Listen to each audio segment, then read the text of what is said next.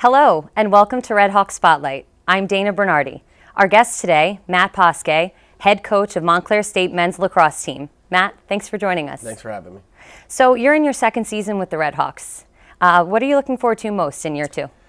Just trying to keep the ball rolling in the right direction. Last year, under the circumstances, was a little, out of the ordinary year, being hired mid-year. So, honestly, at this point, last year I was still getting to know the guys, you know, personally, on the field, off the field, and, very successful season. And now we kind of have that under our belts, and now it's time to, keep heading in the right direction and, get down to the nitty-gritty heading into, our first game this week. Great. So can you describe some of your biggest challenges as you head into the season and some of your strengths, you would say, in dealing with them? Yeah, I think, the biggest part is, filling those gaps early on. A lot of teams make mistakes early in the year. It's, I feel like you make less, you could be on the right side of the ball. But if we can fill those gaps sooner rather than later, that'll help us down the road. Obviously, we want to be playing our best lacrosse late in the year, but we'll take good games now, obviously. But, our best lacrosse, just get better every day and let that lead to a game and a better game every game we play. So the overall picture of fill those holes, replace them with the right people, hopefully, and then, let the guys kind of start to mature and be confident headed into, late April and hopefully early May. Great. So which players would you say that you're relying on most for leadership on and off the field? We have good core. We have a small senior class, but they're all leaders. I wouldn't single out any specific guy, but we do have our captains, which our guys lean on a little bit, and our team is looking to kind of focus on those guys when they need them. However, we kind of use everyone in that leadership role. I told our guys, I don't care what grade you're in per se, you got to be a leader. Your captains are your foxhole guys, who you're going into that foxhole with. But, everyone has to help. And, the whole picture is getting better, following, guys that may have more playing time to learn from them, and then developing yourself, and compete.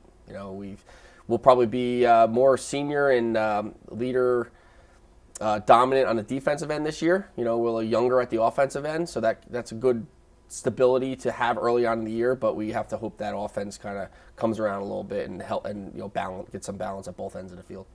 So with 8 freshmen on the team this season, are there any rookies who could be or have an immediate impact? There could be a couple. We got some guys. We were young last year. As crazy as that sounds, I could be young 2 years in a row. But we're mature young, I guess you'd say, this year. We have young guys that are going to play but have played, and that helps. But there is some, young guys that we're going to need to step in right away.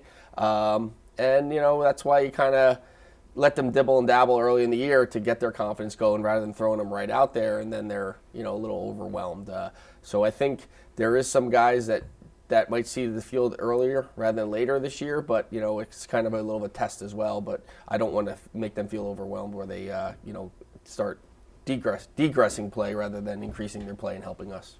So you have a couple of twins on the team this year, as well as a pair of brothers, as I understand it. Is that correct? Yeah. So can you tell us about each of them? What's it like to coach siblings? It's interesting. It's different to let them interact once in a while, and kind of stay out of it.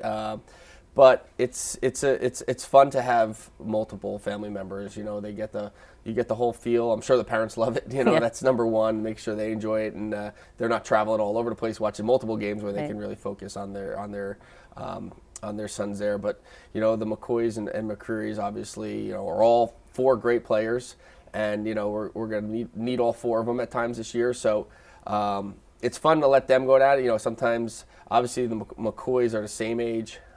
So they kind of probably been going at it their whole lives a little bit, where Tyler and Mike McCreary, you can lean on Tyler, who's had some experience last year as a freshman. Now Mike, you were trying to get him going. You can kind of lean on Tyler to get Mike going. You can kind of step back and let the older brother take over once in a while. They have a nice, healthy sibling rivalry on the field?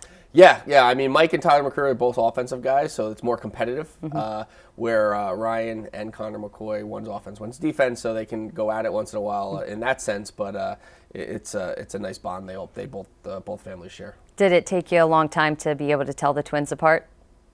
Yeah, McCoy's, like I said, the offense-defense thing helps, and McCreary's being a year apart helps, but fortunate for me, they don't look alike. Yeah. In my past lacrosse job, I had twins that looked exactly alike. Oh, really? And it took me a couple of years, to be honest with you. So I have to ask you about another specific player, Jesse James West. Right. So I myself personally have seen the YouTube videos. He's got this incredible following. He seems like he just loves lacrosse and really puts the work in. What kind of teammate and player is he? Yeah, no, he's great to have around, and obviously, he is taking advantage of Montclair State and our lacrosse as a platform for his social media and YouTube prowess. He, does things the right way, I feel like. I don't need to feel like I got to crack down on what he's doing. He's promoting us the correct way, and he's telling the truth of what we are and what a great spot this is. And, he's got a great follower. I like to tease him about it once in a while. That's fine to, follow his old guidelines in shooting and that kind of thing. But, I think it's good for us. I think it's good for him. And, that's obviously the career path he wants to go down, and he's got a great head start of a lot of people, especially for his age. And, lacrosse benefits. Going down the road, whether it's lacrosse or that platform, I think he'll be successful. Does it keep everybody on their best behavior around the locker room when he's walking around with a camera filming? At times, I think he's a smart editor. I'm not sure when I'm going to let him mic me up per se. But it's nice to have around. I think the guys like it too. They get out there a little bit, and he uses that in a positive way, and that's what I care about. So after spending 7 seasons at Wagner College, what motivated your move back to Montclair? It was a multiple of things. I'm a New Jersey guy. I love New Jersey, and I thought it was a great step for me. I recruited well here, and obviously we like New Jersey kids. We like out-of-state kids too, but it's got a good core of New Jersey talent here. And with a young one at home, it was a little easier to get more time being closer. I think the time, looking back, is about the same. The mileage is a little different, but traveling to Staten Island every day sometimes isn't easy. And just the overall kind of success that Montclair's had, I wanted to continue to be able to build it. I think my time at Wagner was a positive experience. We definitely got the ball rolling in the right direction. I felt, my goal. I tell our players, leave this place better than when you got here, and I felt 100%, no doubts I did that there, and it was just time for something new. And it was a great time. I learned a ton. I was the youngest Division I coach out there, so that was hard and try to build a team and a program at the same time. And I learned a ton, and now I'm using those lessons every day that I learned here, and I hope to teach our guys that kind of thing. If something doesn't go your way, how you can get it going your way versus you can't just be satisfied at the same time. You got to keep working, and like I said, positive experience. It was just it was a good personal, career, and family decision. So if we could go back to this time last year, the school and the team suffered a devastating loss with the passing of their head coach, Mike Schambach, who had been the coach for the previous 4 seasons. How did you help the team sort of heal during that time? I just kind of, honestly, we didn't try not to talk about it, but I think our guys dealt with it enough. And, if someone wanted to, we would. But it was just kind of, you got a sense of, Mike loved lacrosse and probably wanted us to just play our best lacrosse. And I think our guys focused on that. And, it's a difficult experience for them because, they lose their coach. They're kind of in limbo for the fall. I come in after the fall, and Division III rules. I couldn't spend much time with them on the field, So this time last year, I think I previously stated, I was still learning guys' names. We're week 3, head into our first game, and honestly, say about 5, 6, 7 guys. I'm trying to figure out who they are heading into a first game, which was really weird. And going into our first game, it was a learning experience for everyone. They didn't know my demeanor. I'm trying to figure them out, and they're trying to figure me out. There's a balance there. They're trying to read me when I'm getting on them for the correct way or getting on them to motivate them. And, I think they handled it well. I told them at the end of last year, if we had 2 wins, I think everyone would have understood what they had to go through. The fact that we, go to a conference championship and, just fall a little bit short, that's a win. that last year is a win, and now to just get better from there. Get better from there, and life's going to throw millions of curveballs at you, and that was a big one. And they rebounded well, and I think they're striving from it. So you had an incredible lacrosse career at the University of Virginia and were drafted then by the Boston Cannons in the second round of the Major League Lacrosse draft. Did you know that you wanted to coach post-playing career?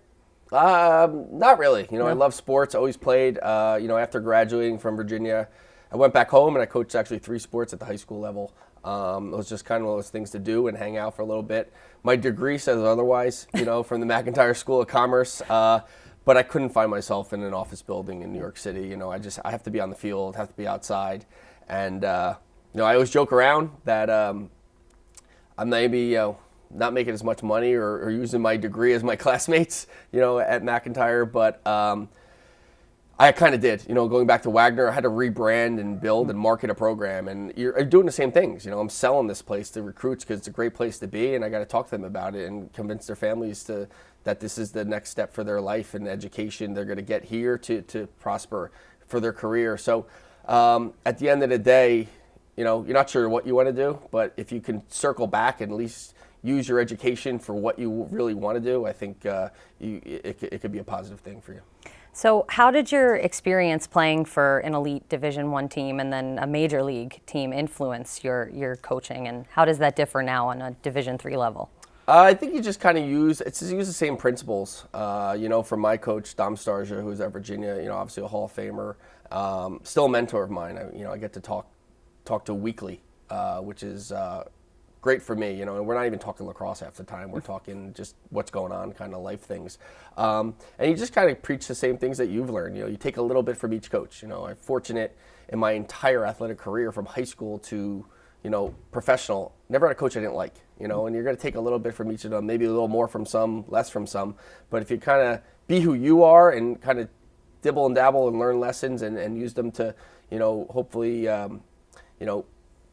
these guys can learn from me so similar lessons, I think, that's the end goal.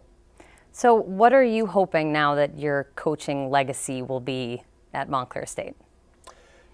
It's a funny question. I'm still feel young, and I want to be here for a while and just keep teaching things and let these guys learn and prosper. And like I said, at the end of the day, they leave this place better than when they found it. We'll be pretty good. That'll be a good lesson for myself and for them. And at the end of the day, yes, I'm going to teach them X's and O's. Yes, we're going to teach them this on the field. But if they learn the other things about life and doing the little things that we preach in the field that they're going to do off the field, that's the end goal. You want to be going to guys' weddings in years, and you want to see them have kids, and I'll be pretty old by that point. But I think that's the goal. And you're putting them in the right places, whether it's on the field or off, to succeed in life, that's the win. So what advice would you give to, let's say, your younger self moving forward with a lacrosse career into college or post-college? I think just stay with it as long as you can, and be yourself a little bit. Like I said, back to the coaching part of it, you take from different people, you learn from different things, but you also got to have your own self in that manner. And, don't be afraid to really excel in something and push and be outside the box, from a small town in New Jersey to the big bright lights of national championship games to the pro level. You just stay with it, and I'm a very competitive person, and I think that helps, whether it's, backyard, horseshoes or a professional game or coaching. You're going to, when the lights come on, I'm going, but at the same time, you got to get those little things going, focus on those little things, because you're never going to get the big thing unless you secure enough of the little ones. Do you have a proudest coaching moment from all of your many experiences thus far? I joke around now, not joke around, but talk to the guys I coached at Wagner, the first couple classes, and trying to build a program and all the stories. We always said I was saying I was writing a book about it, but I never did. And, being able to see those guys, and like I said earlier, those guys that are 3 years out of college or 4 that you still in touch with, the wins, and the big wins and whatever it may happen are great.